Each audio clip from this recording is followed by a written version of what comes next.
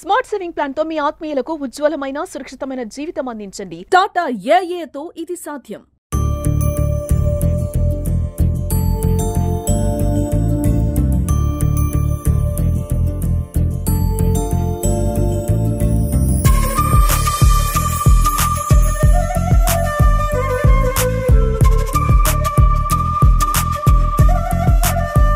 ఉదయం 6-7 గంటల నుంచి మొదలైన వర్షంతో నిజాం సాగర్లోకి చాలా వాటర్ వచ్చి చేరింది. అయితే ఇంచుమించుగా 70,000 క్యూసెక్ల వాటర్ని అవుట్ఫ్లో చేస్తున్నారు.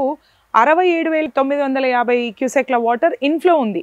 అయితే దీన్ని 10 గేట్లు ఎత్తి వాటర్ బయటకి వదులుతున్నారు. 1250 క్యూసెక్ల వాటర్ని ఆయకట్టుకు వదలడం జరుగుతుంది.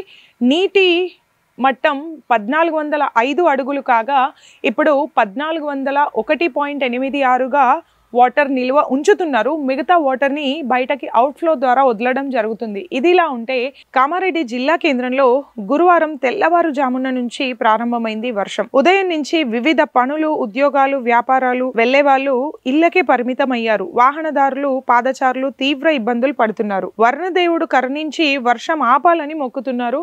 కొంత భయాన్ని కలిగిస్తుంది ఇంతకుముందు జరిగిన సంఘటనల దృష్ట్యా. పోయినసారి వర్షం వల్ల ఎంత నష్టపోయాం. ఇట్లా బయటకు వెళ్ళిన వాళ్ళు మళ్ళీ ఇంటికి రాలేకపోయిన పరిస్థితి ఏర్పడింది.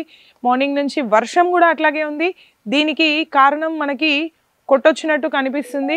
మళ్ళీ వాగులు, వంకలు పొర్లడం జరుగుతుంది, ఉప్పొంగుతున్నాయి. సో అప్రమత్తంగా ఉండాలని మళ్ళీ అధికారులు హెచ్చరిస్తున్నారు. లోతట్టు ప్రాంతాల్లో ఉన్న వాళ్ళు చాలా జాగ్రత్తగా ఉండండి. మీకు ఏమాత్రం డౌట్ ఉన్నా సంబంధిత మున్సిపల్ అధికారులని కానీ, పోలీస్ శాఖని కానీ సంప్రదించాల్సిందిగా కోరుతున్నారు.